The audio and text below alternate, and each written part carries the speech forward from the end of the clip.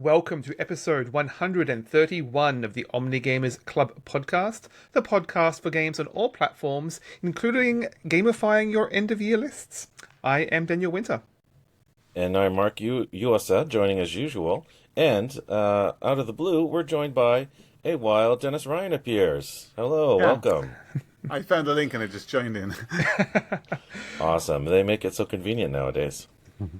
Yeah, welcome back, Dennis. You've joined us for a few episodes in the past, and today we're doing a little bit of end of year, or beginning of year, I guess I should say, retrospective. And I mean, since our own perspectives on 2025 are a little bit scattershot, shall we say, thought it'd be nice to get another voice, adding some perspective to our thoughts. So yeah, welcome back. Nice to be back on the podcast. I really enjoy it. Awesome. Yeah, and like Daniel is alluding to, we're not that kind of podcast that covers the new hotness or anything like that. So I'm sure there'll be some 2025 games talked about, but everyone, all three of us, are welcome to talk about older games you just got around to this year, or backlog, but that you busted, whatever, over the course of this year, whatever year you played that you thought was relevant. Yeah, I think there's a lot of reasons to be going back, looking backwards in 2025, shall we say, for various reasons, both personally on the employment front, shall we say, but also more broadly with the state of the games industries and expenses and all across the board. Things are tough out there right now, so a lot of people are dusting off the Steam backlist, the shelf of shame. Good opportunity for that. Yeah, we all have plenty on that shelf of opportunity waiting to be played. It's very true. So much so there it's like an avalanche threatening to fall down on you sometimes. On that note, we will be talking about, because we're the Omni Gamers Club, we'll be talking about video games and tabletop games. Perhaps there's going to be some sort of weird AR game or some sort of LARP or something potentially coming around. Who knows? But just before we roll into our games lists, I thought we'd briefly touch upon some trends that we're seeing either at the tail end of 2025 or the really early start of 2026, because 2026 just started. We're in very early January 2026 at this point. Can't say much about what's coming in the new year except wild speculation. But a couple points I wanted to touch upon. I saw some coverage of the Steam Year in Review. They put out some actual data because, of course, they're a big data company, tracking what everyone's doing, not just taking 30% off of every game that they sell. They actually released some info back to the community. I actually think that's a good thing. I think that's a good thing when companies are open with generalized information like that. So lots of stats out there if you want to check it out. But one stat I thought was very interesting was relevant to us, that I'm probably just going to butcher the description of this stat, but apparently only 14% of the games played by Steam users came out in 2025. So only 14% of the games played in 2025 came out in this year of 2025. So I thought that was interesting. That certainly tracks to the kinds of games I played, even though there were some pretty big titles we might be talking about. What do you guys think about that stat? Well, I don't know that it speaks so much to people exploring their backlogs, but more just the growing trend of games as platforms trying to monopolize their corner of the market. I mean, it's been happening for several years now, that the top 10 games on Steam or whatever platform you're looking at, none of those are from the current year. It's all Fortnite, Roblox, your Grand Theft Auto 5, and games that are up to like 10 years old. And I mean, we've seen the increasing push from Fortnite, like getting more and more IP and trying to monopolize and corner that part of the market to the exclusion of all else, basically. Yeah, for me, I haven't been keeping up with the latest consoles or my PC or anything. And with the recent jump in RAM prices, it's much easier to just stick to those older titles that don't stress your machine as much. Yeah, absolutely. And, you already mentioned Fortnite, which is on an alternative platform, so that wouldn't be counted anyway. Same for Minecraft, which would be, distributed by Microsoft. And then another thing to consider is that a lot of free-to-play games, especially from out of Asia, are not on that platform either, on Steam. So there might be, I'm talking about your... Playerverse. Hoyoverse, Zenless, Zone Zero, and Withering Waves, and so many strangely named titles of various quality out there. So, like these are, even though they might be new, they're not tracked under new retail Steam games either. So, it's interesting for shake-up in terms of what the status quo is about digital games. Another stat related to Steam is that this is the first year where out of the big platinum releases by revenue, so these are the top revenue grossing games of the year, out of something like 9 or 10 of the listed games, for the first time in 2025, 2 of those games were sub $20 games. Any care to guess what those games might be by any chance? Oh, I just looked at the notes, so I'll perhaps let Dennis have a take a guess. I honestly don't. I mean, I've been very much out of the loop for games released this year. I'm trying to think. Silksong maybe. There you go. Yeah, that's one of them. You got 50%. Silksong. And I'll just plop in the other result there. It was a kind of like a game I haven't tried out yet, but I've definitely heard the buzz about, is Schedule 1. Is the drug empire 3D simulation game with a very kind of goofy, low-res 3D Also graphics. by an Australian team, if I'm not mistaken. So I'm not, they're the real underdogs over there, I guess. We got some pride in your Australian developers. So the interesting thing about that is it's because it's by revenue. So it's not that the games sold more because they're cheaper. They actually had to sell 4 or 5 times as many copies as a AAA game to even catch up to the amount earned revenue-wise of some of these more expensive AAA titles. So I'm not going to call it that this is the death knell of the AAA game, but it's swerve towards smaller, lower cost, more intimately designed games getting a larger share of the market. I mean, one trend I can speak to that we're definitely seeing is the rise of the friend slot games, for lack of a better term. Your peak RV there yet? So a lot of these smaller games that only cost like $10, where you need everyone to buy a copy of all your friends, and then it's like very low poly, low stakes, hanging out third spaces games basically. We obviously had a lot of those during the pandemic, but there's still continuing to grow that market.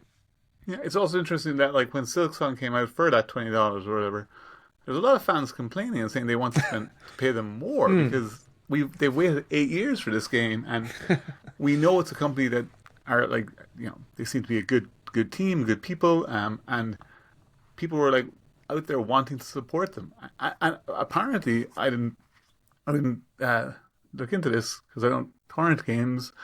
But apparently even the torrent sites were like, no, just go buy this game. Yeah, maybe perhaps it's time for game studios to start putting in a tip bucket somewhere. I think some are, actually. I was even on, I think Nintendo online store today, because my kid asked to buy this like very cheap game, like a $10 game. It was down on sale to $6 Canadian or something like that. And it's a game that they had played before, and it's just a social party game. So I had no problem agreeing to that. But I noticed that it had DLC. It had $1 DLC, which is just a support the devs pack, which a lot of devs are doing nowadays. A lot of smaller devs are doing particularly. And sometimes they're called like founders packs or things like that when a new game just comes out. But I think that's good. That's good. Like, if you want to throw a couple extra bucks to a dev, there's a way to do it. Another good way is buy your friend a copy of the game. So apart from the fact that platform holders are also taking their cut of that little tip there too. Well, that would be the case across a whole bunch of platforms, let me tell you. One other piece of news I wanted to touch on, and this is just a trend, so it's not really news per se, but this is one that affected me pretty closely, and maybe it's affecting you as well, is I'm getting a sense, not just in games, but in terms of hardware, retro-oriented hardware is receiving a big boom. Both the newer kind of emulating retro games type devices, but also original consoles. So games, platforms like the PS Vita, which you and I were talking about recently, Daniel, or the 3DS, are apparently reaching prices on eBay that are rivaling, if not exceeding, the original new prices of these devices when they were, the current gen tech. So what do you guys think about that trend? I think it's amazing. I mean, I love seeing you folks talk about like the those new retro handhelds that you've been playing and stuff, and they just fascinate me. Because yeah, exactly. They look amazing, and I have very fond memories of playing them. My partner loves Golden Sun, so the idea of going back and playing that again will be spectacular. And we've definitely discussed picking one up at some point. I think it's wonderful. And then on the other end, you've got like that N64, that new N64 console that came out. Like this, is it N64? Yeah. Analog 3D, I believe it is the one you're talking about. Like the really thin, and you can still plug in your old controllers, or you can use Bluetooth controllers. Right, that's an interesting technology. Is the Mister technology, which is not emulation. They're actually making hardware that that recreates or like maybe even exceeds what the capacity of that old hardware could do. And of course, you need the real cartridges or discs to play them, which is pretty cool. Which again is bumping the prices of those up quite a bit. And my brother is, well, my family have always been Nintendo. We've played Nintendo since the Super Nintendo days, and my brother has like a museum's worth of old cartridges and machines and controllers, just back in his bedroom in the wardrobe, and he's like, I can play all of these games again in full HD or plugged into an HD TV or whatever. Yeah, so like I don't want to like toot my own horn because I do that often enough, but I kind of feel like a cool guy, the cool kid with foresight for hoarding all of my age-old technology and original cartridges. Daniel was talking about his PS Vita that he just dug out of storage. It just got working. I just happened to dig some discs out myself that I had kicking around.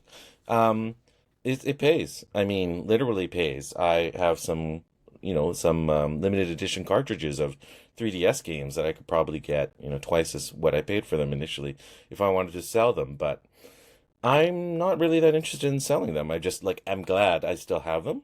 Most of the hardware still works. My PS Vita battery died a month or two ago, which I was very, very sad about. But I bought a new one. I took the plunge and I cracked it open and I installed it. It was a pretty easy fix, and I'm back in business. Pretty good for a 13-year-old or 15-year-old console or whatever. I mean, I think one of the big trends of 2025 across culture broadly is been decentralization.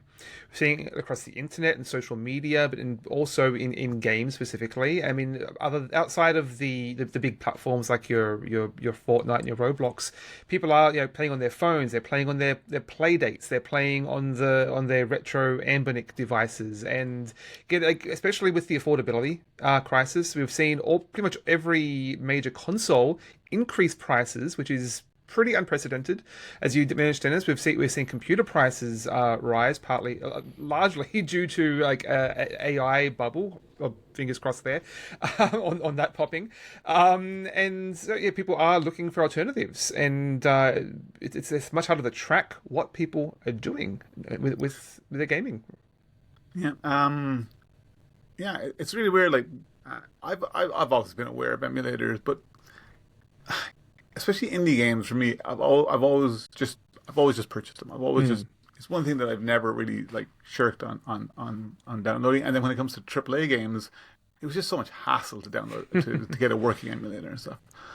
And the only game I can honest to goodness say that I've emulated, and I only just did it last month, was I was really missing playing a game called Choo Choo Rocket from the Dreamcast. And I was like, wait, there's emulators for that, and I just downloaded it and I played it, and it was just glorious and it was heavenly. And just going back to a game that old was so much fun. I think that's great, especially if there is not a legitimate way to get that game, or even if you purchased it. If you, honest to goodness, purchased it in the past, there's no shame on you. That's how I am playing these retro games, these ROMs, and I teach my kid the same thing. Is I don't want you to pirate software. I worked at video game companies. I don't want you to, I want you to steal games. But if you have a legitimate copy of the game on a cartridge form, why not play it on a different device? Like, you have rights. And I think that points towards a more subtle point that's driving this trend towards retro hardware. At first, I thought it was just pure nostalgia because I am a middle-aged man. I am going through a midlife crisis, and my midlife crisis is kind of collecting, re-hoarding all of these joyful toys and gadgets from my youth. I thought it was just that. But then I was really, my eyes were open when I learned that there were young people that never played with these things, that never had a 3DS, that never had a CD player or anything like that are buying iPods. There's people buying old iPods and refurbishing them. So they're buying DVDs. People are buying physical media again. It's not just LPs. People are buying CDs. I know this because I have purchased some CDs for my kid recently, and they're buying cassettes. I've seen honest to goodness cassette tapes at the local record store, which is wild. And yet Zune is still dead. Right. So I think all of this is driving towards two things. So growing frustration with paying but not owning. Mm-hmm. So that's streaming services, digital licenses, not owning physical media. Agreed. People want physical media or to emulate their digital products because in this age of just subscriptions, you don't feel an ownership of anything. It really is a matter of people taking preservation into their own hands. Yeah, we said it already in the first point about digital marketplaces like Steam not selling new games is because new games have to compete with old games.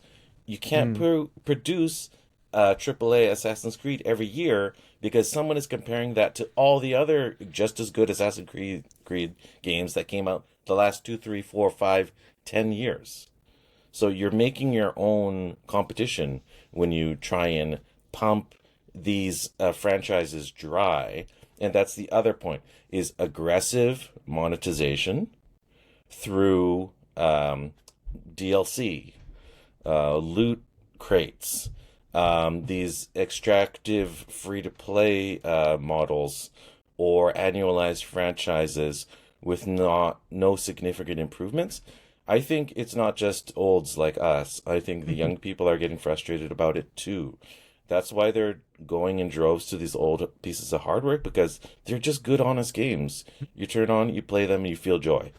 Yeah, so it's not just a matter of saying this game is good for its time. They still stand up. But perhaps that's enough for talking digitally. I think we should talk a little bit about some tabletop trends as well. And I mean, I know it's particularly hard to talk to.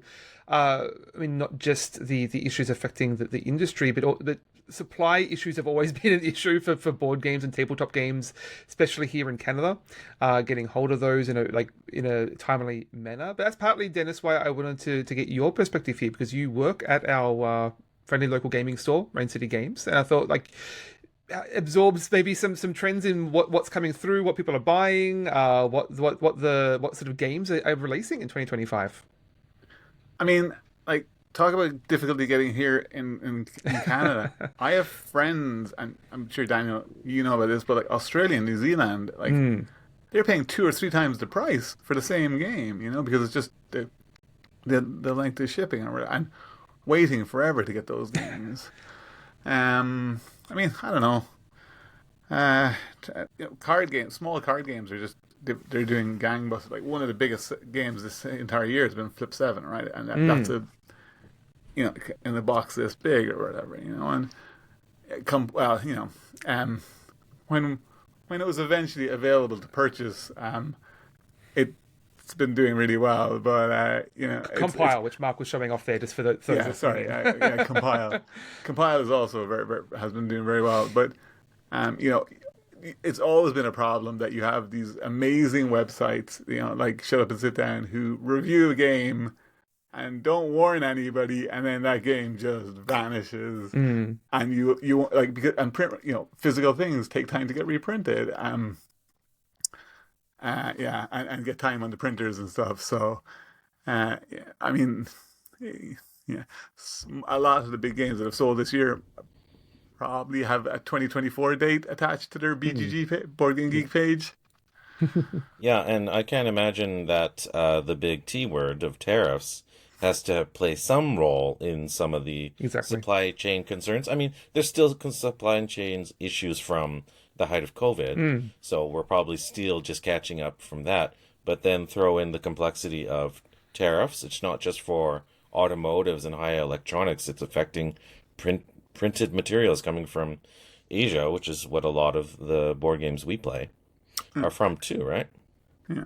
But then even that was very much just like this, like ethereal sort of screen on top of everything that would then pop as soon as like the threat became almost real, and you kind of wondered, like, yeah, I don't know. It was somebody was making money off it somewhere, but it wasn't us. Yeah, who was it? I think it was. I don't want this to be the dearly departed section of the year-end recap, but like publishers like Amigo, I think Amigo Games, who put out one of my earliest games that I got into, Bonanza by Uwe Rosenberg, right? Just epic game. I'm sure that card game has another publisher. Don't worry, but just the fact that such an age-old publisher that was doing great, published tons of titles, kicking along, doing fine, just had to go kaput in the year 2025 because I thought they just couldn't cut Amigo it. just pulled their US. I think they still Possibly. exist in Europe. I think they're still Okay. around and printing. They just don't have a US sort of outlet, or a US side of their business or whatever.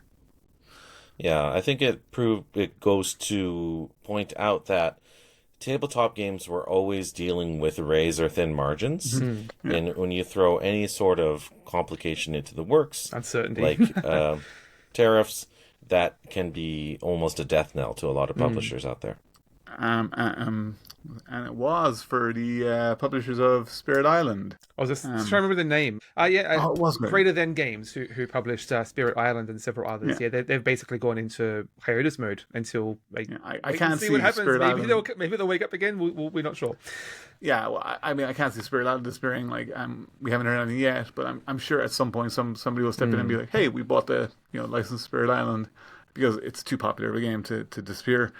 But Greater Than Games themselves is probably gone. Yeah, so basically, a lot of studios on emergency mode, just trying to desperately tread water, and hopefully, like, who knows if this is going to be the path of the course for the next 4 years, 10 years, indefinitely now. There's just so much uncertainty.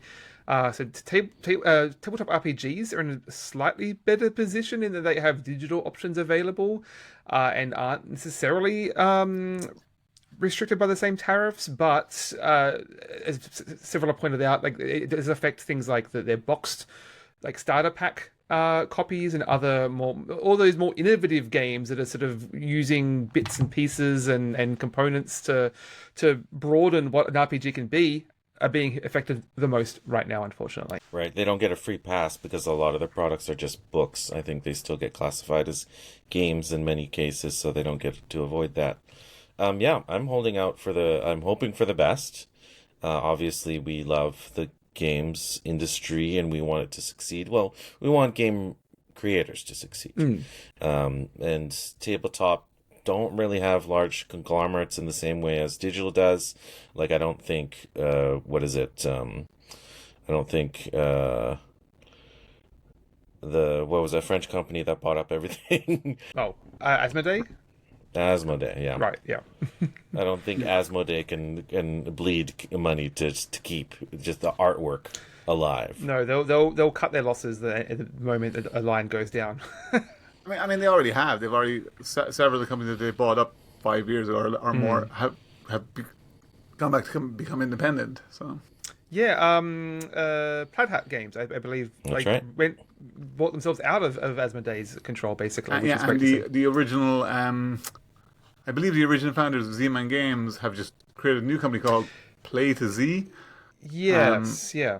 which is like basically not Z-Man Games, because like their first big launch is Animal Team Rescue by Matt Leacock, which is a pandemic style game, and it's a pandemic game. Although it's based more closely, in my opinion, on the amazing Thunderbirds board game.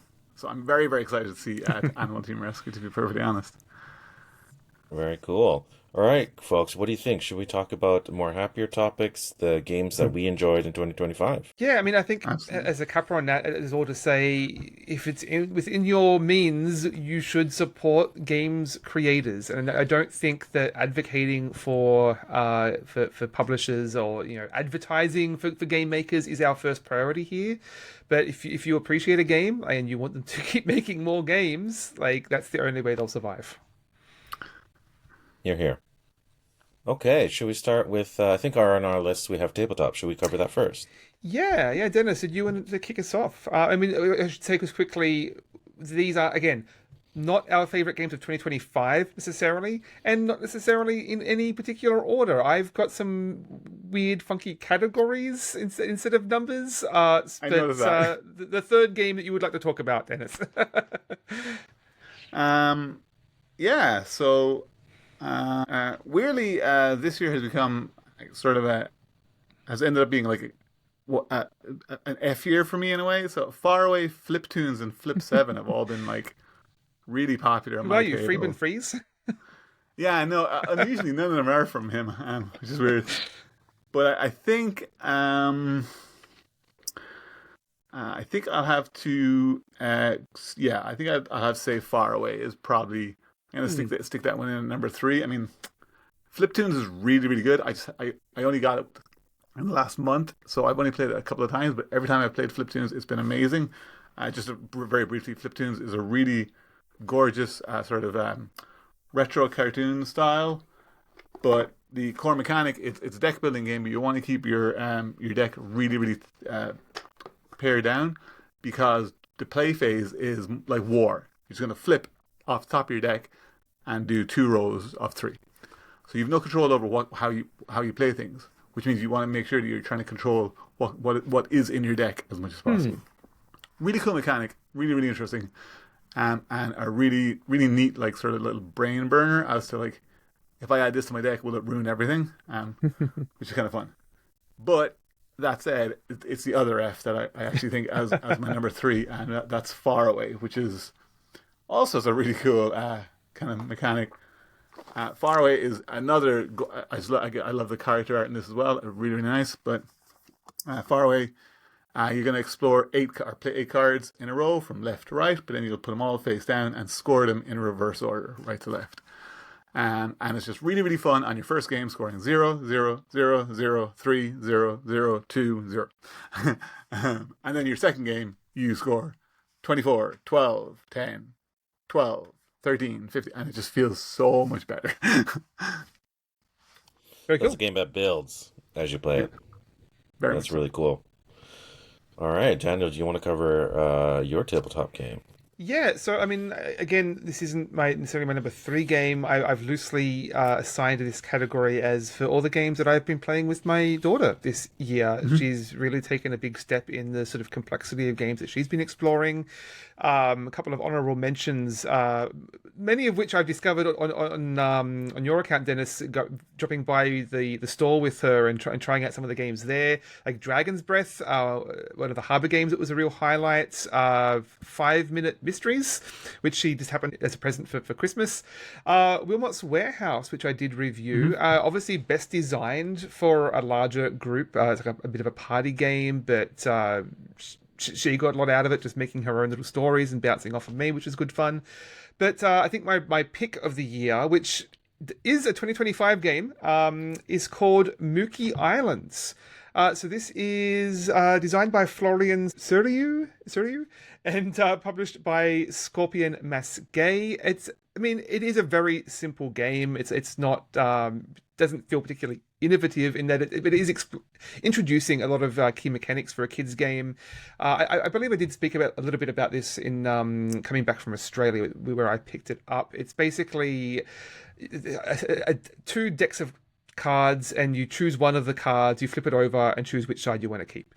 So it's introducing some choices, trying to anticipate some odds, forming sets, and also forming majorities. Like there's 5 categories, and you want to have the most in each category to get points for that.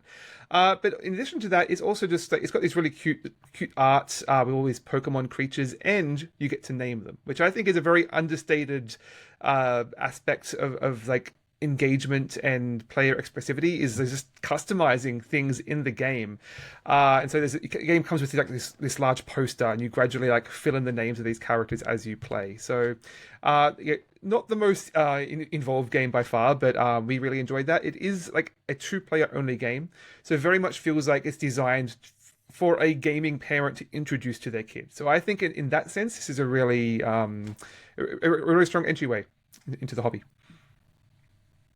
Cool.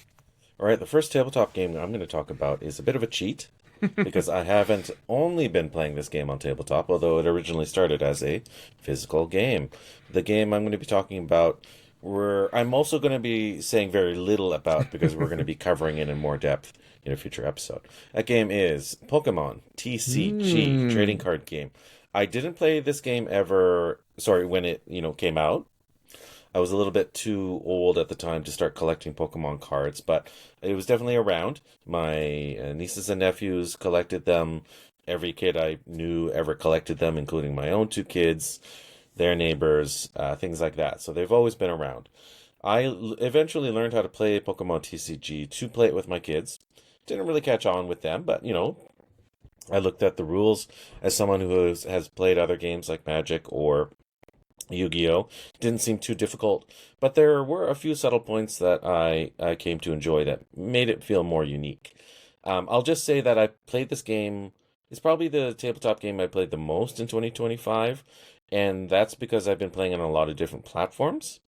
I've been playing it on the Game Boy Color cartridge, which is really interesting for being an offline version of the game, and also an old version of the game. The game has obviously evolved a lot. And then, Daniel, you and I played in person, I think just once or twice, very little, but it's interesting to play it in person. And then I played it in 2 different digital platforms. The Pokemon TCG Pocket, I think, is the the latest one, yeah. The cut down, kind of like more collecting forward version. And then I like the gameplay is so far in the back for that one. Let me just tell you. And then there's the more gameplay forward one, which is what is it called? Live, right? Pokemon TCG Live. The current primary sort of platform for the digital version of the game. You buy a physical pack of the cards. It's going to come with a little a little card here that will let you sort of get digital versions of those cards in Pokemon Live. So I'll just say, the last thing I'll say about it is, I know I'm going to pass any judgments. I'll just say it's interesting that they support this game so strongly in a bunch of different ways, and that makes it easy for to fit into different players' lives, be it your kid, or be it you're a 20-something, or with nostalgia for the cartoon, or you're like a parent of a young kid like yourself, Daniel.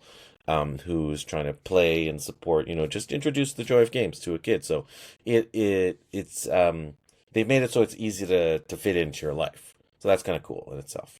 Yeah. So I'll just say that's a game that I played a lot. Pokemon TCG. I've definitely been playing that a lot as well with my daughter, and losing a lot to my daughter, shall I say. But we'll be talking about that in the very soon upcoming episode.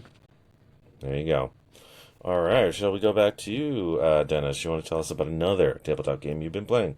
Yeah, so actually talking about playing with kids, I've really been enjoying Toy Battle as well this year, which I think did come out this year.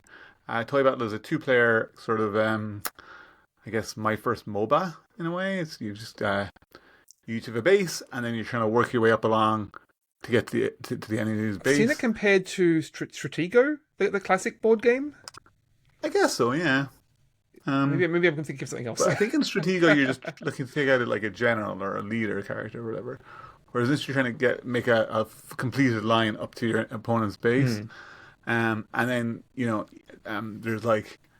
there's troops valued between 1 to 7. And, in order to beat a troop, you have to play a more powerful troop on top of it. And then there's the duck, the rubber duck. And the rubber duck is like the wild card. It can beat any number, but it can be beaten by any number. So my son really enjoys this. Our first game, he destroyed me in like just a genuinely surprisingly good turn where I was like, I did not see that coming. But I've also played it with some adult friends and have had a really, really fun, just like slower, more like thoughtful time trying to outthink each other. And yeah, I really enjoyed Toy Battle. I think it's a really fun game and well worth checking out. But unfortunately, we haven't been able to get in for quite some time. Yeah, I've heard lots of great things, but one that's been really hard to track down here in Canada. Okay, I'll jump to my number 2, or at least this category I'm basically assigning to my games of prior years that I've enjoyed this year. A couple of honourable mentions: Tidal Blades 2, which was my most played game of solo. Dungeon Drop as a dexterity game that I really enjoyed playing with my kids. Harvest, Mark, one that you introduced me to, and I actually nearly forgotten and put it on the list at the last minute because I played it with some friends today and their kids. We had like 5 people playing Harvest, which was good fun. But my pick of the year, or pick of prior years that I first played in 2025 is Paperback Adventures, which I talked about on a very recent episode of the podcast, so I won't overstate it here. But it was just really surprised me in its strengths as both a word game and also a tactical deck building game. And it's got very strong on both spectrums there, and just really fulfilled like the two halves of the brain in that sense, I think. Compared to something like the Slay the Spire board game, it was just really a streamlined deck building experience that just condensed the best parts of it in a reasonable time frame. So yeah, I really enjoyed the sort of expressivity of that for a solo game again as well. So yeah, go back and listen to that episode where I talk about that. Paperback Adventures. I'm keen to track down a couple of the other characters still and try those out. I love Tim Farrell's design and his games. I'm a huge fan of his stuff. Burgle Brothers is probably still my favorite cooperative game of all time.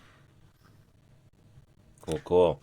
All right, I think the game I'm going to mention next, I think, is a 2025 game, and I've played this maybe 3 or 4 times. It's a game I own, another smaller card game. This one is called The Gang. So The Gang, we've talked about a couple times before. I played it, with friends, family. Played it in a con setting. And the cool thing about this is another game you can bring in a lot of different types of people, because at the core it's poker. I think it's based on specifically Texas Hold'em poker. That said, you don't have to know how to play competitive poker per se. It's just the framework upon which this game is built, and this is a communication game. It's really about communicating information to your teammates because everyone's playing cooperatively. It's specifically a cooperative game. No one player can win. So it's a lot like a game like Hanabi or something like that. It's using poker as a language as part of the communication restriction. Right. Or the game, or there's so many other games where you can only communicate so much and you have to convey a very specific sequence of things.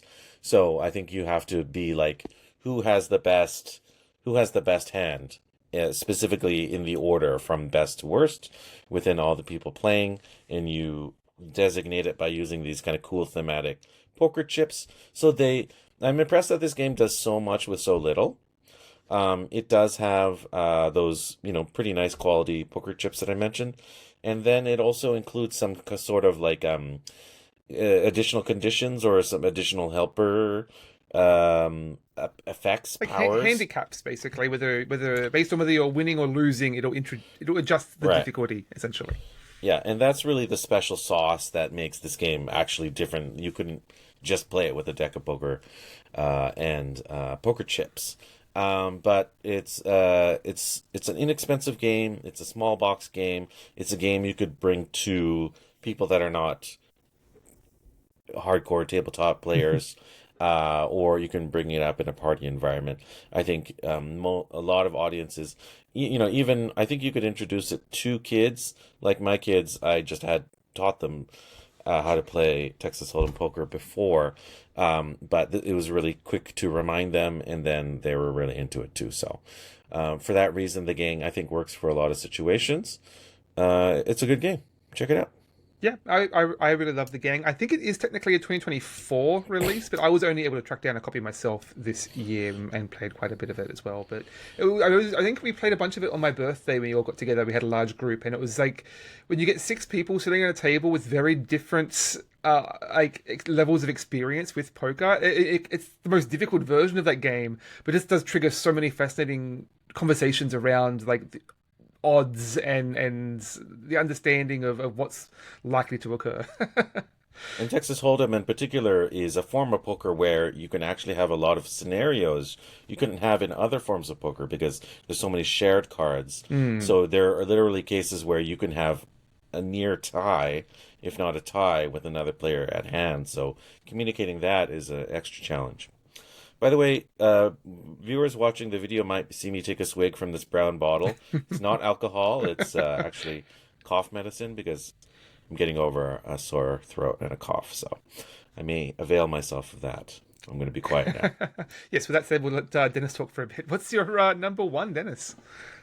So my number one is actually back to, it is another game that I've been playing with my kids a lot. And it was tough between Faraway and this, I'll be honest, because I actually got them on the same day, and I love both of them. But I think Courtisans from Catch Up Games is certainly my most played this year. I love it. I love the art. I love the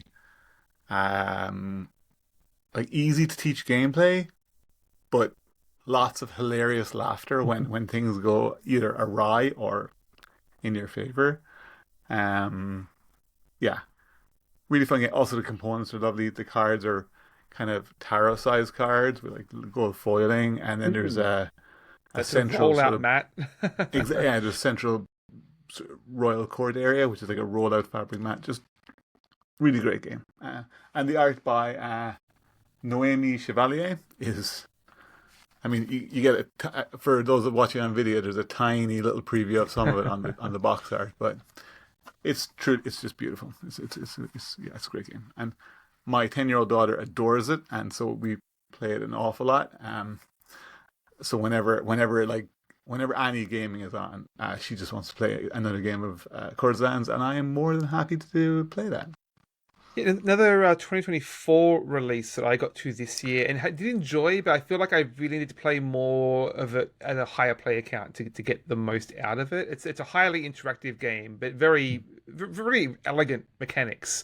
Like you draw 3 cards, you keep one, you give one to another player, and you play one into the center to influence the odds of what cards are worth, essentially. So yeah, really streamlined mechanics there, but drawing out a lot of variety in how you interact with the other players. Okay, very cool. I guess I will get to my number one. So I'm saving this category for games released in 2025, which I'm surprised.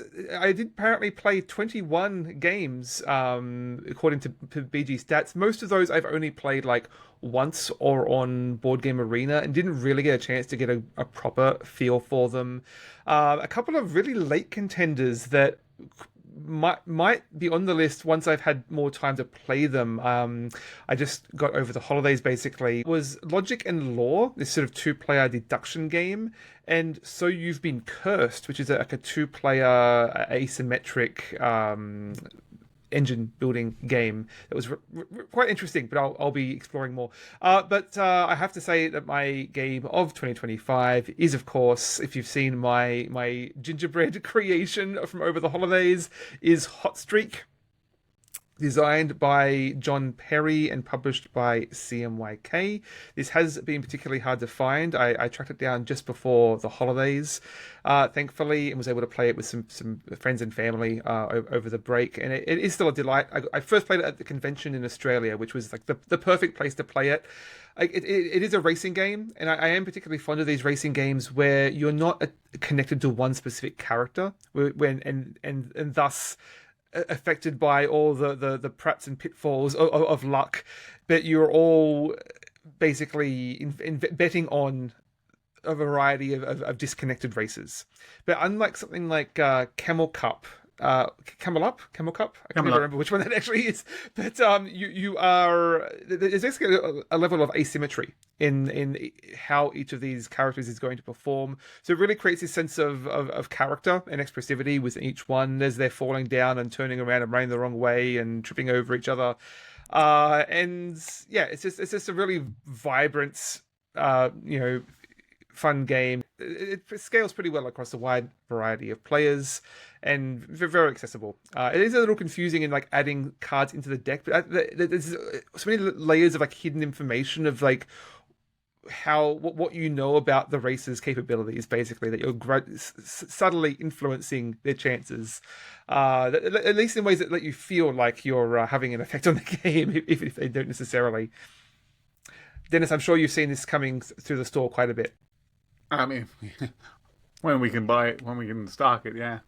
That's actually, I think that's kind of like Fliptunes, right? It's like once the deck is set, it's like war. You just flip off the top of the deck, and that's the order to go in, right? Yeah, you burn a few cards at the start, and then you go to just reveal one card at a time from the deck, and that will dictate what which racer moves or how they move, essentially. But the deck is asymmetric from the get go, and then everyone is influencing it. Cards are coming in and out each round, so it's going to be slightly different as you go. Cool. It's kind of like the way you play out those cards is kind of like a script. So say you're watching, it's almost like Uma Musume or something like that. You're playing out the cards, and it's determining which racer dashes forward, or which racer has a embarrassing mishap, and which racer trips over another, sending a couple of other racers tumbling down. So it's entertaining to watch as a simulation factor. It's a really awesome production value. I had the fortune of playing it at your home, Daniel. And it just seems like very toyetic, bright, colorful. The design is just really top notch. It has this kind of like mid-century, even like earlier, kind of like a retro toy from the 1940s or 50s or something like that, from like Leave It to Beaver days.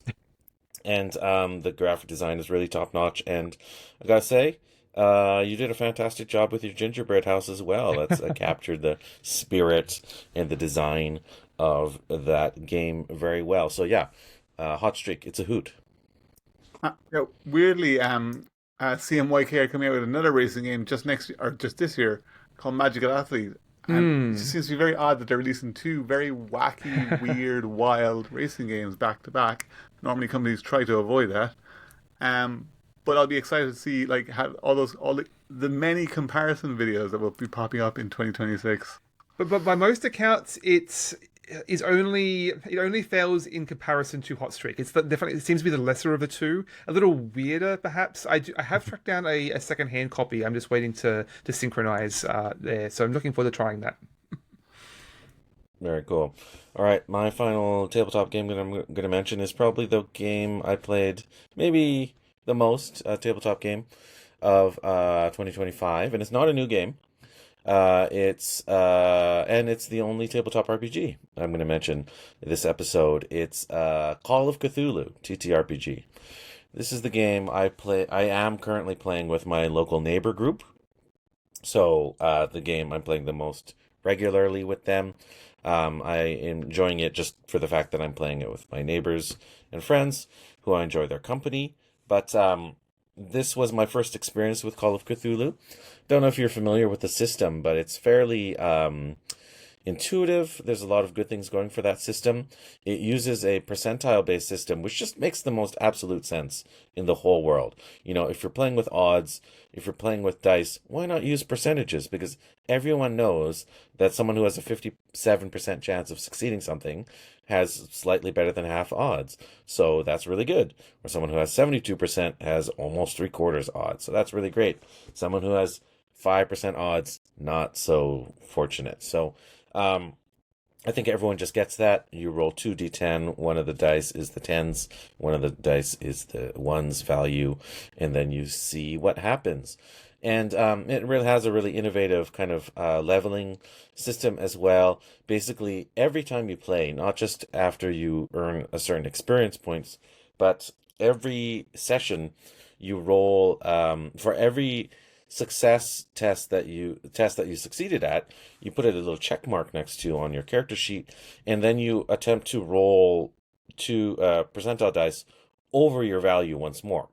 So if you so it has to be something you did succeed at during the course of your gameplay. Then at the end of the session, if you rolled and exceeded that value, then that stat will go up by between 1 to 10 points. So you can actually like really, it's kind of like, your tabletop version of Skyrim or something like that. The more you do something, the better you get at it. And also, just naturally, the worse you are at something, the more likely you are to get better at it. So, and then that tapers off as you get more and more skilled at it. So it feels really natural, has a cool sense of progression to it. I the session I'm playing with it has a modern setting, or modern relatively speaking. It's not fantastical like D&D. We're playing in like 1950s LA.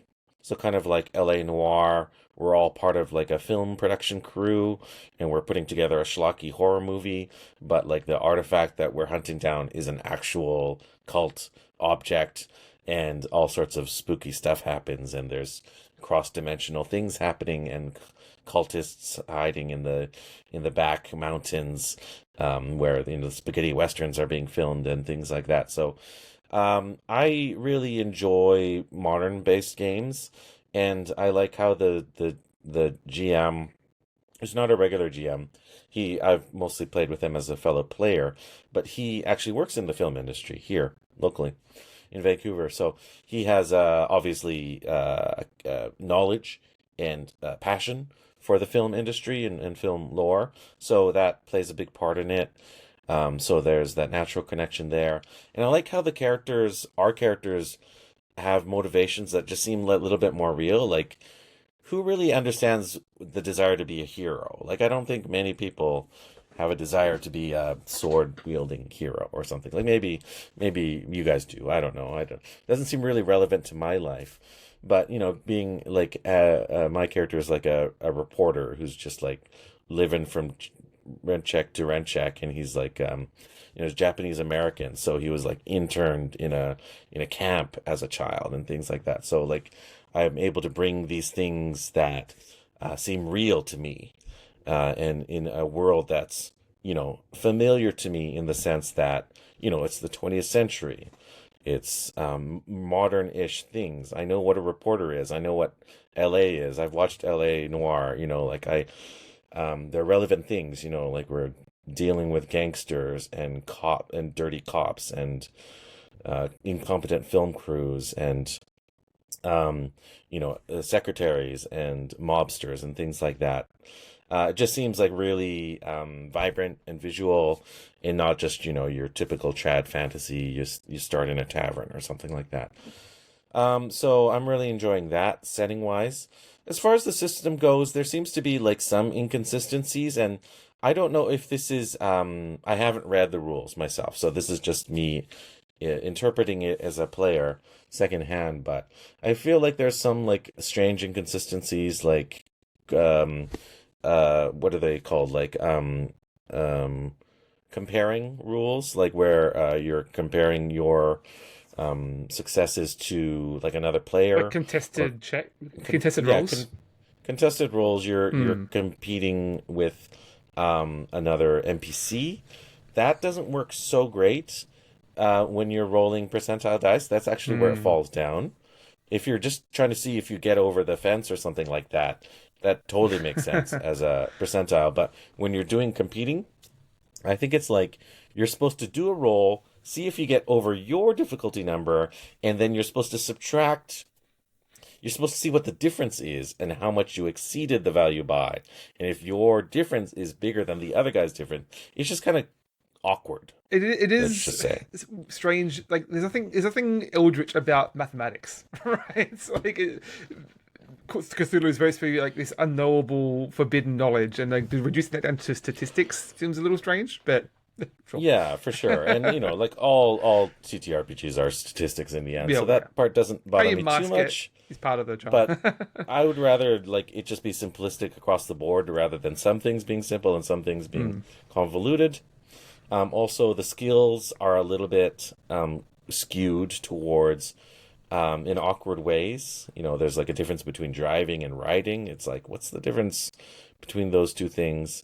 There are some cool things about the skills heavy systems, and some things that are not so cool. I'm kind of just neutral on the skill system in this game, and I guess the one special sauce about Call of Cthulhu is the sanity system. So sanity is a touchy subject. Obviously, when the game was created, insanity and going insane. It's very thematic. It's based on the obviously the H.P. Lovecraft source material. Bit of an artifact of its time, shall we say? Exactly. It has a very simplistic and also incomplete view about mental health. So I don't take it at face value. This is more like you are being kind of like traumatized by the otherworldly. So in a sense, it's not really about going insane as perhaps losing your footing, or against just unearthly forces. So there is that factor. Eventually your sanity meter, whatever that stat you want to call it, gets degraded, and then your performance gets worse and worse, and ultimately all of your characters are doomed. This came to an interesting point in a recent scenario where a bunch of us, our sanity is going down because we're doing risky things, we're encountering the evil forces. These things are horrifying us, they're making us lose our grip.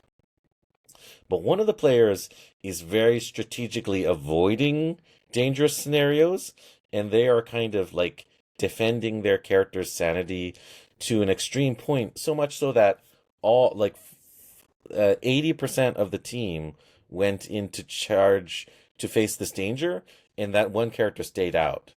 And I'm kind of like, bro, dude, person, come on.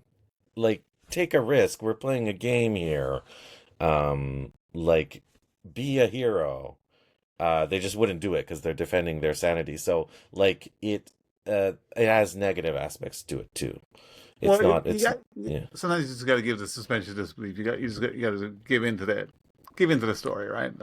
You Give into the party, basically. Like, Yeah, exactly. Sometimes you got to yes end everyone else to an extent. Yeah, you gotta risk the chance of failure to make the game worth it, right? To make the experience worth it. We don't want a game where success is guaranteed. We talked a little bit recently about Mothership, and one shot's basically empowering that sort of play where you don't really care about the long term survival and you can just roll with the punches and see what interesting things happen. Yeah, I am my very first tabletop role playing game experience back in my first month in university was Call of Cthulhu. It was a Call of Cthulhu one shot, and I have very, very, to this day, 20 plus years later, I have very vivid memories of playing the wife of a farmer in a rural homestead and things going spectacularly weird, and just thinking this whole hobby was magical from day one. So. There you go. It definitely creates awesome stories and memorable stories. So that I'll say is really good about it. I'm really looking forward to what the next session holds, and I can't say that has always been the case with traditional like Dungeons and Dragons fantasy based games that I played in the past. Ironically, some of the more fantastical settings make for really predictable outcomes. I don't know. Maybe that's just my personal bias. I'm sure not everyone feels the same way. Anyways, Call of Cthulhu is very enjoyable. Excellent. Yeah, I'd like to get to more TTRPGs in 2026, which I feel like we say at the start of every year. Scheduling did end up being a little difficult this year, but we'll see what we can wrangle up. Cool. So I noticed that we're going a little long, and we're just getting to our video games. How is everyone feeling there? I'm fine. I'm We doing can fine. try and breeze through this a bit. Yeah, well, Dennis, why don't you kick us off with your number 3 video game of the year? Sure. Actually, I'm gonna stick to the little. You have like retro game as you got Mm. little headings or whatever. So I actually use those to kind of inspire me. And I've actually talked about this game on a podcast previously. Absolutely 100% my favorite retro game of 2025 has been Castle Crashers. Ooh. Originally released in 2008, I believe, and again in 2012, I think, on Steam. And with brand new DLC in 2025, this game has brought me so much joy and brought my kids so much joy. And being able to draw our own characters and put them into the game. And even over Christmas, my daughter drew another character to add to the game. It's just so much fun, and it has given us hours and hours. And when we have friends come visit, it's so much fun because, you can play your characters as heroes, but you can also drop those characters in to replace NPCs. So it's like, hey, there's Dad running around as the knight and getting slaughtered by all these little minions or whatever. Being It's kidnapped just like a so funny. princess. Yeah, it's kind of like Me games, right? On the Wii or whatever, you can make your little avatars, and sometimes they'd be background characters in the totally irrelevant scenes, some of the other Mii's that you'd have in your library. So that was always fun. Yeah, I did pick this up recently, the remastered version to play with my daughter. It's surprisingly difficult. Like, it's really spammy, the combat. We've struggled a little bit. We hit a bit of a wall, so haven't gone back to that in a little while, but it is still very charming. It is definitely a game that you're kind of supposed to grind out the earlier levels a couple of Yeah. times to build up your special abilities and powers and all that sort of stuff. Very cool. It's nice when an older game has new DLC as well. That's showing And very great unusual, support. but very surprising. That's cool. All right, I'm going to go next. My one's going to be really short because I talked about this game fairly recently. It was a really banner year for retro games. I'm going to follow Daniel's lead as well and choose my favorite retro game of the year. We covered a bunch already. We talked about Phantasy Star, Final Fantasy 1. I'm probably going to be talking about Fire Emblem for the GBA in the future. And also there have been some heavy hitters like Final Fantasy Tactics, the Evilist Chronicles, Remastered came out this year as well. That said, I haven't put as much time as I'd like to into that game, so I can't talk about that, good or ill. So I'm going to say that my favorite retro game of the year has been Metroid Prime Remastered. I played it on the Nintendo Switch. Of course, it initially came out on the GameCube. I never played it at the time. So for me, it was new, but still, I could tell this game just is a one for the ages. It just feels like it's such a natural fit for 3D conversion of that style of game.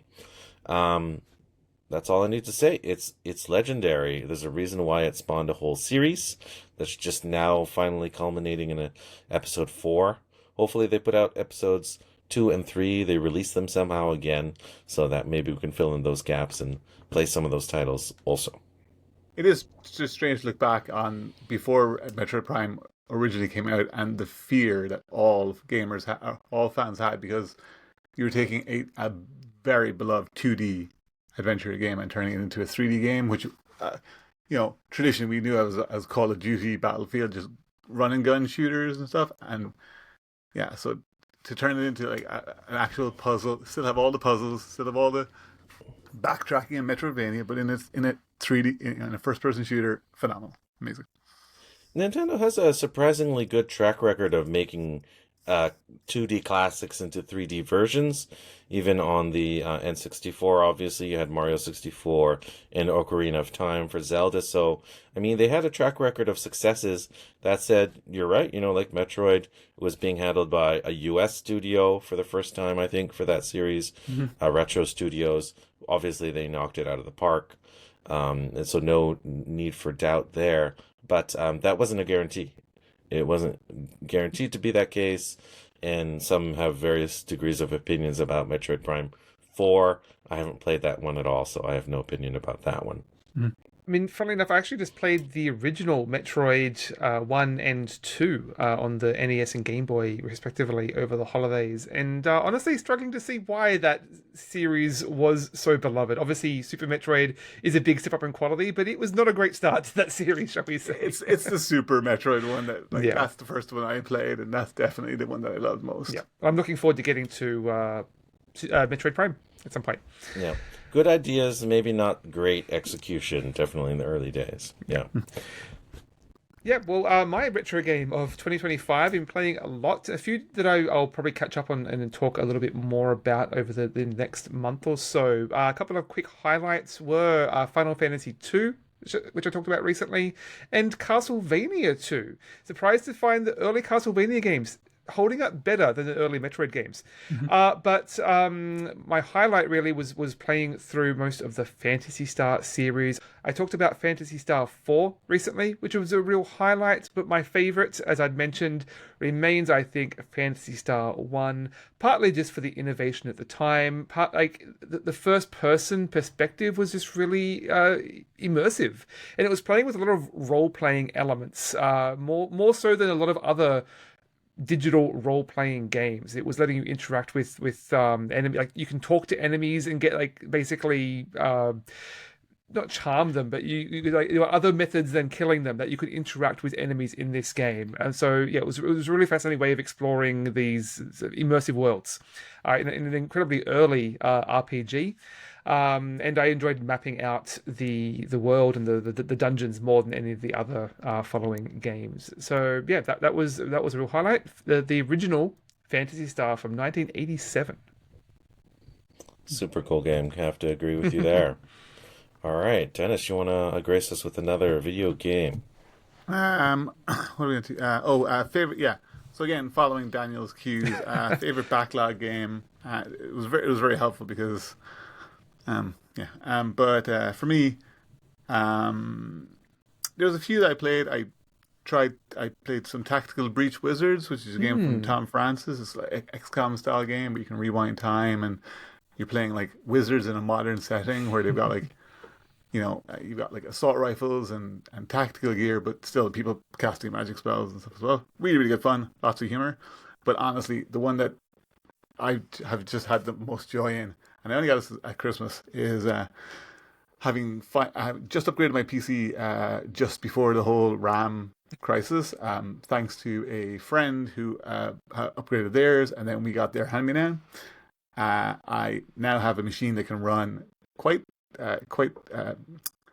comfortably Sony's 2018 Spider-Man, and I have been playing a lot of that game. It is like Spider-Man will always be my number one superhero, and just webbing around the city and talking to people, like walking, like dropping down the street and having somebody come up and you get the prompt to do Y and you like high five them or you like take a selfie. It's just so amazing. I was playing it a couple of days ago and my daughter was like, "Dad, what do you do with your leg?" And I realized I was kicking in time with my web swinging. Like I'd web swing in the game and I'd kick my leg out the way Spider-Man does on the couch.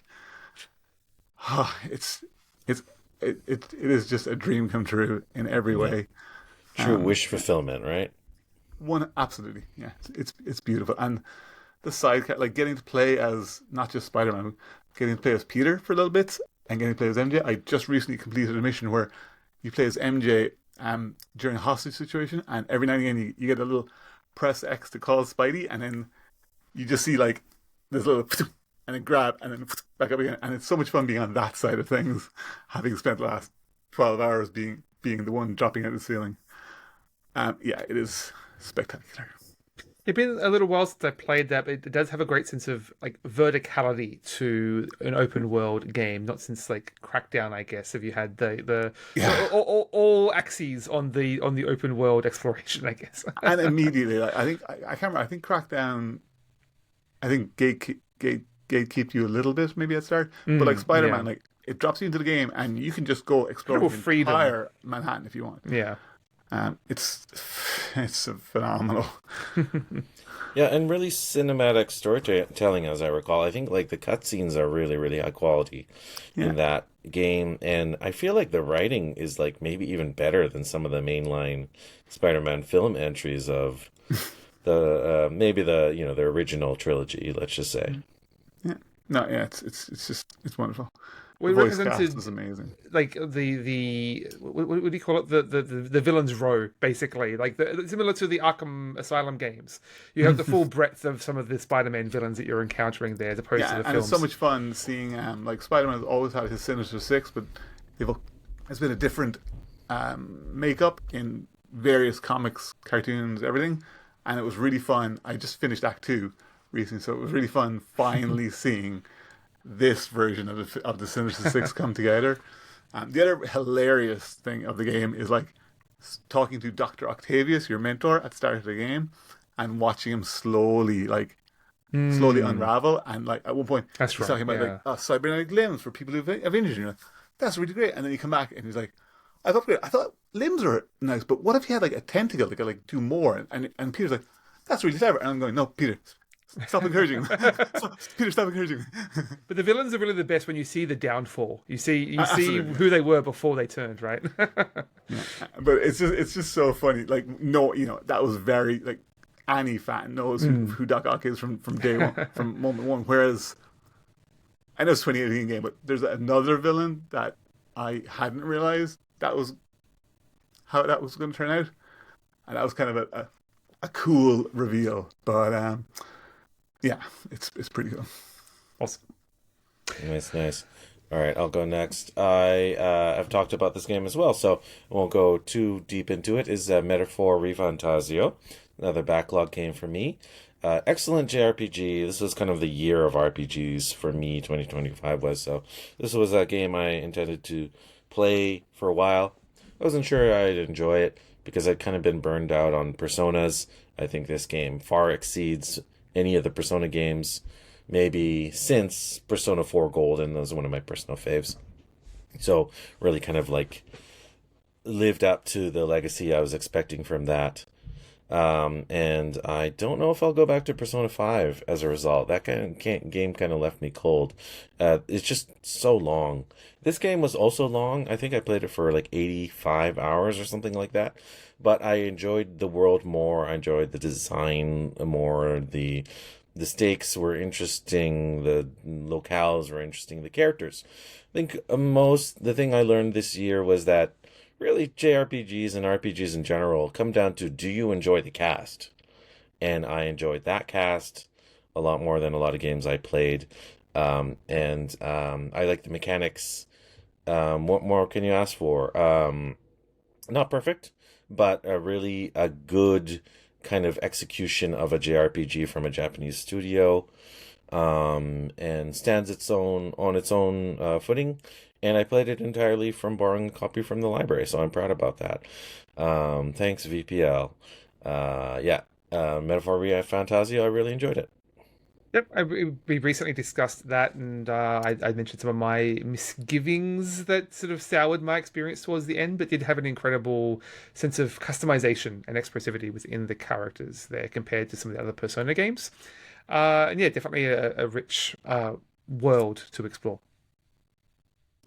All Pretty cool. right, Daniel. Okay, yeah. So my 2025 backlog game of the year. I mean, a couple quick honorable mentions. Cryptmaster, the sort of typing RPG that I discussed recently. Yeah, 1000 Times Resist was this real underdog sleeper hit this year, touching on a lot of a lot of important themes right now, shall we say. I played it, like, I think it was the first game I played of 2025, and so it's a little hazy, but definitely worth checking out. I know they just added it on a few new platforms. My favorite game, or my favorite backlog game of the year, though, think I have to say is Returnal. So, hey, another Sony exclusive, or previously so, from 2021, developed by Housemarque, published by Sony. So this was basically, it's a third-person roguelike game. I discussed it in detail, so you can go and listen to that episode, but it was just I mean, it did frustrate me in all the ways that roguelikes have continued to make me more cynical about the genre. But that core combat loop was just so tight. The movement really felt incredible as you're bouncing and then jumping around the world in a way that has made me go back and play Warframe again, basically, just to experience more of that sort of third-person parkour, jumping and leaping around. Yeah, great core loop and great sort of vibes reminiscent of something like Alien, the sort of the dripping black goo everywhere. So yeah, really had a blast with Returnal. Very cool. All right, Dennis, would you like to tell us about another 2025 video game you played? All right, so my favorite game of the year is absolutely Spider-Man, and nothing's going to beat that. But for games released this year, I think I've taken the most joy out of watching my kids play a couple of games that came out this year, including Peak, I think, is this year game. Yes, yeah. I might be a little bit off with some of these dates, but they're very much 2025 games to us. My son has been really enjoying Peak, just as a solo experience. He doesn't have them online, like he doesn't play multiplayer, but really, and just the laughter and howls of excitement when they find something new or when they fall off a cliff and die some hilarious death has been really fun. My daughter's been really loving Just Crow Things, which is a fantastic little kind of puzzly game with lots of humor as well. And there was one other one that she's been Big City Little Kitty. That was the game that got my daughter into video games. That's a real solid one. Yeah. Yeah, I mean, like my daughter has been like playing it and narrating her own stories, making up her own tales and adventures. And this had the big update this year lets you make your own kitty and put it into the game. That's a big thing as well, where she can draw. Okay. But I think for me, my favorite game from 2025 is another one featuring Spider-Man, Cosmic Invasion from Tribute Games, the 2D beat 'em up fighter game from the same team who made Teenage Mutant Ninja Turtles. Shredder's. And are they the Streets of Rage 4 people as well? I thought they might be, yeah. But they're definitely of that pedigree. They have a great love for those old, quarter-eating arcade machines. And yeah, I bought it. We played it for my son's birthday, and originally it was like the first game of a list, and we never got off the first game. We just played it over and over and over again, and it's been so much fun. And it's been fun unlocking new costumes. It's been fun hearing all the dialogues, and it's been just chaos. And 4 players, which means you got your 4 characters, and each player can play can swap between 2 different characters. Wow. The screen gets pretty chaotic pretty fast, but it's been a joy to play. Sounds like it's got a lot of fun fan service for Marvel fans. Yeah, very much so. Very cool. All right, I'm going to mention. Turns out I played a lot more 2025 games than I thought. Some of them were Xbox games, which we've talked about not promoting, so I'm not going to mention some of those. Sadly, I completed some of those, and I won't be able to review them. So that was a bit of a bummer. And other games I played and covered in depth already. So, and others I will potentially talk about in the future. The game for me that rose above probably. Yeah, it feels right for me. It's Blueprints.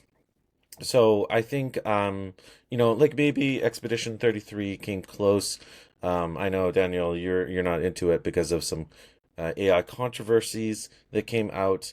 I don't know enough about the details. There's some talk about pre-production stuff.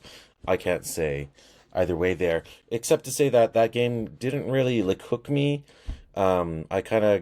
I dropped off of it after the first act.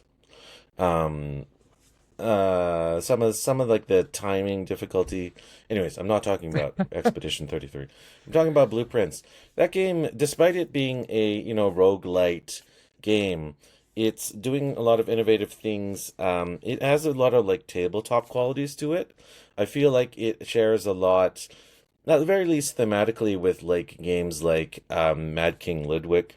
Yes. Castles of Mad King Ludwig, with other tabletop roguelites like Slay the Spire, Obviously, you have a little bit of like Carcassonne-ness with the tile placement, and you have this sort of like optimization game, and then you have this like atmospheric puzzle, which is reminiscent of adventure games, which I love dearly, like your Mists, and even older adventure games like Maniac Mansions and things like that. So everyone likes a spooky mansion, everyone likes a mystery, and this game has a surprisingly deep narrative, which I did not dig into as deeply as I would like. I basically I saw credits, I reached the 46th room, and I said, hey, there's my off ramp, I'm good. Yeah. But it's nice enough, it's good enough that I'll probably end up buying the game, because I played it on Game Pass. I'll probably end up buying a game on another platform, start a save from scratch, still got my notebook. So I'll be able to continue adding to it, because it's got a bunch of blank pages left. So I'll be able to coast through some of the puzzles and discover a new path, and maybe solve some of those additional puzzles I didn't get to. So this game is taking a lot of things that other games have done before and is blending it into a brand new flavor that everything just kind of gels and tweaks a part of my brain that I like, and it's thematic really, really cool. So I think they even made like a real children's book out of that virtual children's book that's lovingly illustrated in the game. So lots of great things about this. Kind of cool atmospheric music, a weird like kind of Eastern European like setting, just cool, strange stuff. I like it. Yeah, I did really enjoy that. It had this fascinating sort of clockwork mechanism of mechanics intertwined with each other.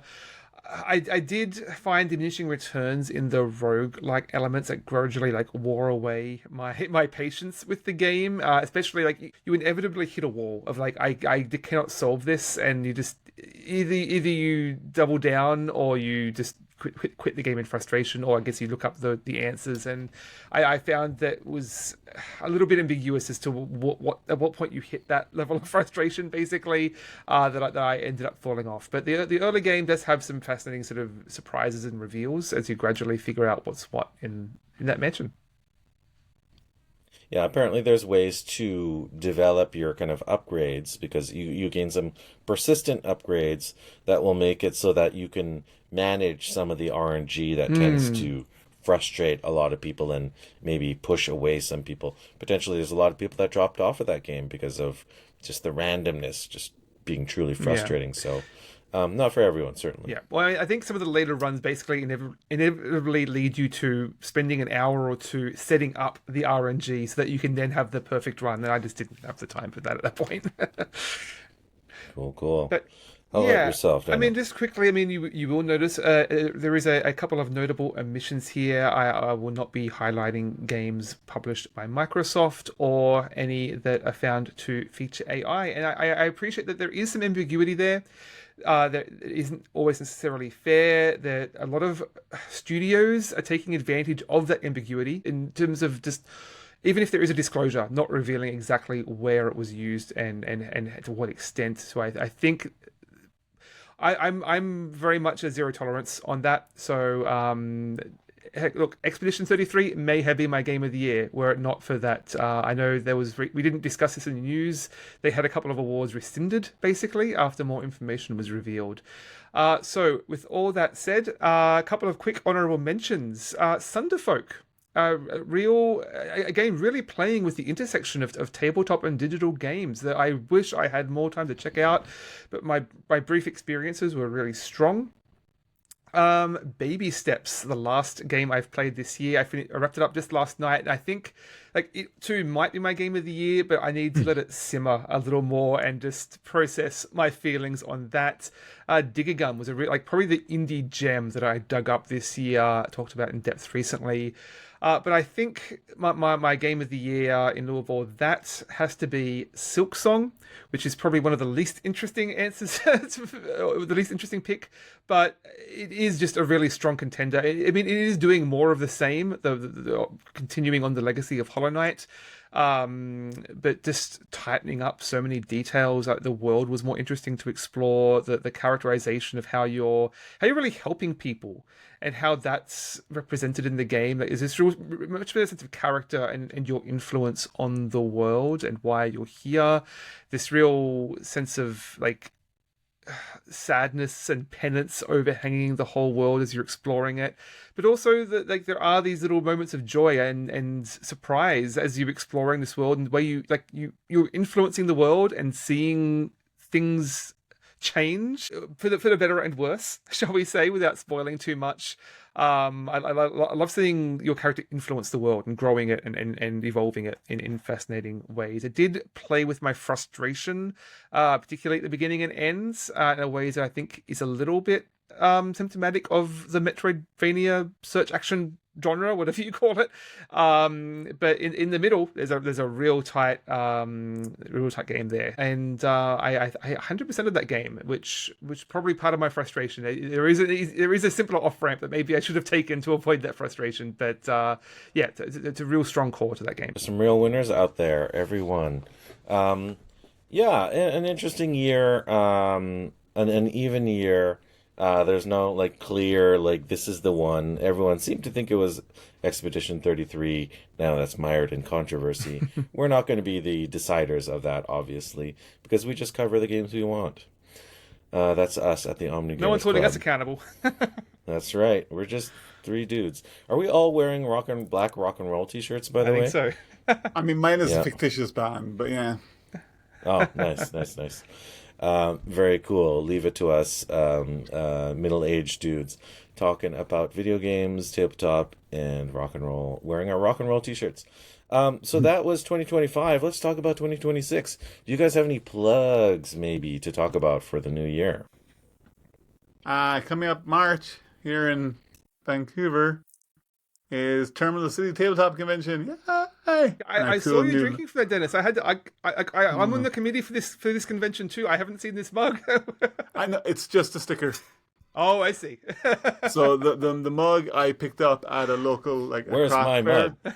Yeah, and the mug I picked up at a local craft fair because my kids lost my other water bottle, so I've just been using my water bottle. But it has a couple of like Java Nice Day Coffee with Purpose, but this one here is, I think it's espresso yourself, and I'm not a fan of espresso, so I just covered it up with a TCTC sticker. Yes, so to be clear, this is Terminal City Tabletop Convention here in Vancouver. Dennis and I are both on the committee for that, though not profiting off it, I should be clear. But yeah, there's been a big rebrand. It's growing yet again in an even bigger space, so very excited to see what's happening there.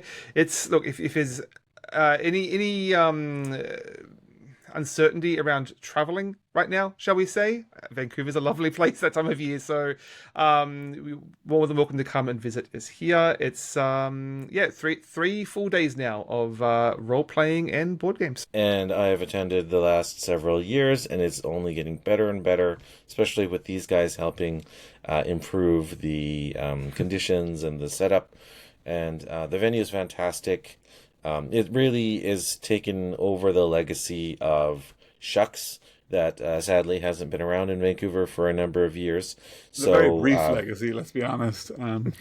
Sure, but it's nice to have a big con in that lovely convention center. I miss it too. It's true. And it's a great way to play new RPGs. I really enjoyed doing the RPG track last year, and I got to try like 6 new systems in 2.5 days. So when do you get that much frequency of new RPG systems? That's what conventions are all about. There you go. Oh, well. So I'm really looking forward to it. It's March, right? Are there tickets still available? Oh yes. Yep. Yeah, absolutely. Yeah. Right. So go check out the website, which is available at Terminal City Tabletop Con. Maybe? I'll put the notes. I'll put the link in the show notes. There you go. We are social media professionals here, everyone. Well, I think we're we've talked volunteers on the committee, so There you go. You're the organizers, not marketers. Okay. Exactly. I think we've talked at length, guys. It was a great conversation. Thank you so much for joining us, Dennis, our most repeated guest. And we got a lot to look forward to in 2026. We're going to be covering Pokemon TCG like we promised in more depth. Some more cool retro games we're talking about. Maybe some hardware to discuss. I'm trying to rope you into my West Marches TTRPG campaign to get some perspective on that to cover soon.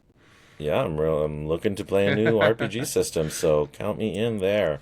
So we're still trekking, looking forward into 2026. It's going to be a good year, at least for what we can manage on our end from the tabletop and video gaming side. Yeah. All right. Yep. Well, thanks everyone for listening. If you have any questions or comments, you can contact us at omnigamersclub@gmail.com or at our website, omnigamers.club. Right. Catch our episodes that we release on YouTube in video form. Like us and subscribe and comment to us there. If you want to catch our older episodes, they're only available in audio form, so go check us out on a podcatcher of your choosing. And we'd love to hear your feedback. Whatever platform you can. We do this thing for free, so we live for the feedback. Love to include listeners in the conversation, like Dennis. Thank you, Denis Ryan, again for joining us. It's always a pleasure. I love being here. It's always fun to talk. Awesome. And for everyone else out there, well, I hope you have had a fantastic new year. I hope you have a balanced diet of games. Thanks. Bye. Bye. Bye.